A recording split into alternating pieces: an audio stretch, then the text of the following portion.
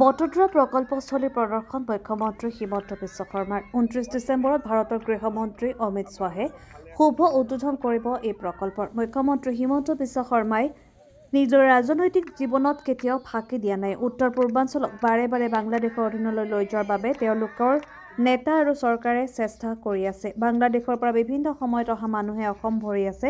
চোকা দৃষ্টি আৰু সচেতন হৈ থাকিব লাগিব আমি। যেতিয়া মানুহে প্ৰেছত ভয়ৰ কথা কয় তেতিয়া তেওঁ বেছিকৈ ভয় খায়, কাৰণ ভয় খোৱা মানুহে ভয় কৰাৰ কথা কেতিয়াও নকয়। যিমান মাটি অবৈধভাৱে দখল কৰি আছে সকলো উচ্ছেদ কৰা হ'ব। গাঁৱৰ সমান্তৰালভাৱে চৰতো চলিব উচ্ছেদ অভিযান। 222 কোটি টকাৰে নিৰ্মিত হৈছে প্ৰকল্পস্থলী। প্ৰকল্পস্থলীৰ কাম 90% সম্পূৰ্ণ হৈছে আৰু বাংলাদেশৰ হিন্দু নিৰ্যাতনৰ বিষয়ে গভীৰভাৱে নিৰীক্ষণ কৰি থকা হৈছে বুলিও উল্লেখ কৰে মুখ্যমন্ত্ৰী হিমন্ত বিশ্ব শৰ্মাই। গাঁৱৰ লগতে চৰাঞ্চলতো উচ্ছেদ চলিব বুলি মন্তব্য কৰিছে মুখ্যমন্ত্ৰীগৰাকীয়ে। অহা 29 ডিচেম্বৰ তাৰিখে ভাৰতৰ গৃহমন্ত্ৰী ডাঙৰীয়া বৰদোৱালৈ আহিব আৰু আমাৰ যিটো মহাপুৰুষ জন্মস্থান সাংস্কৃতিক প্ৰকল্প আমি নিৰ্মাণ কৰিছোঁ তাৰ শুভ উদ্বোধন কৰিব। আৰু তাৰপিছত সিদিনাখনেই তেওঁ গধূলি গুৱাহাটীত আৰু কেইবাটাও অনুষ্ঠানত যোগদান কৰিব। সকলোৰে লগত আলোচনা কৰিলোঁ যাতে মিটিংখন আমি খুব ভালে ভালে কৰিব পাৰোঁ। কিমানমান শতাংশ কাম সম্পূৰ্ণ হৈছে? ইয়াতে 90% কমপ্লিট হৈছে। 10% অলপমান যেতিয়ালৈকে আমাৰ মিটিংখন হৈ যাওক, খোলোতে আৰু একমাহমান পিছত লাগিব, সেইখিনি সময়ৰ ভিতৰত গোটেইটো হৈ যাব।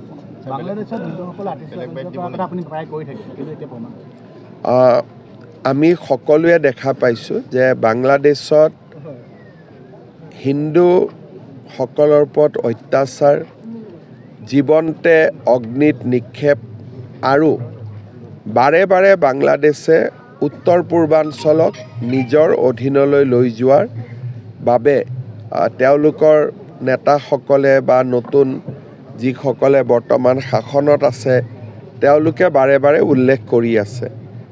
আমি বাংলাদেশত যি হৈছে তাক গভীৰ উদ্বেগেৰে সৈতে আমি লক্ষ্য কৰি আছোঁ আৰু আমি সকলোৱে জানো যে সেই বাংলাদেশৰ দেশৰ পৰা বিভিন্ন সময়ত অহা মানুহেৰে আমাৰ অসমখনো ভৰি আছে। গতিকে আমি এই গোটেই বিষয়টোৰ ওপৰত চোকা দৃষ্টি আমি ৰাখিব লাগিব আৰু মই ভাবোঁ যে আমি অলপ সচেতন হৈও থাকিব লাগিব। তেওঁ এফ্ৰেড চক যেতিয়া মানুহে প্ৰেছত কয় যে আই ডোণ্ট এফ্ৰেড, তাৰমানে তেওঁ বেছিকৈ এফ্ৰেড কৰি আছে। নহ'লে প্ৰেছত কোনোবাই ক'ব নেকি? হয় নহয়? যদি এফ্ৰেড কৰা নাই, মনে মনে থাকিলেই হ'ল। আৰু লগতে কৈছে যে হিমন্ত বিশ্ব শৰ্মাই 1000টা ফাঁকি দিব পাৰে। হিমন্ত বিশ্ব শৰ্মাই কি কৰে কি নকৰে অসমৰ মানুহে তাক জানে।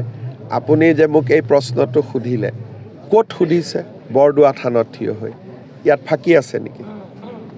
তাৰমানে আপোনালোকে কোৱা যিবিলাক তেওঁ কয় মোক সুধিবই নালাগে, আপোনালোকে নিজে কৈ দিব পাৰে যে হিমন্ত বিশ্ব শৰ্মাই নিজৰ ৰাজনৈতিক জীৱনত এটাও ফাঁকি দিয়া নাই।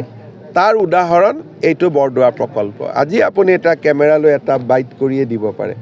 আৰু তেওঁ কোৱা কথাটোৰ যদি ভিউ 1000 হৈছিলে, বৰদোৱা প্ৰকল্পটো দেখুৱাই আপুনি কৈ দিয়াৰ লগে লগে তাৰ ভিউ 1 লাখ হৈ যাব।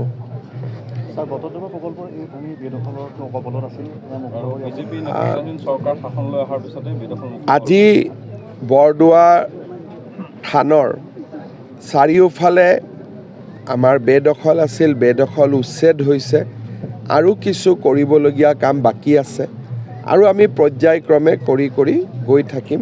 আমাৰ এটা লক্ষ্য আছে যে আমি যিমান মাটি অবৈধভাৱে দখল আছে আমি সেইখিনি উচ্ছেদ কৰিম আৰু চৰতো যিমান অবৈধ মাটিত দখল আছে, এনেকুৱা নহয় যে অকল গাঁৱৰ মাটি আমি উচ্ছেদ কৰিম। এটা সময়ত চৰতো যি অবৈধ বেদখল আছে তাতো আমি উচ্ছেদ কৰিম। ৰামপুৰ সত্ৰ মহাপুৰুষ শ্ৰীমন্ত শংকৰদেৱৰ অহাশালী আছিল তাত। মই যিমান দূৰ পাৰোঁ কৰি আছোঁ আৰু আপোনালোকৰ বিশেষ যদি কিবা অনুৰোধ থাকে যে ইয়াতো কৰিব লাগে ডিচিক ক'লে হ'ল ডিচিয়ে কৰি ল'ব বটদ্ৰাৰ পৰা মেহেদি জামান ৰিপৰ্ট এনি এক্সপ্ৰেছ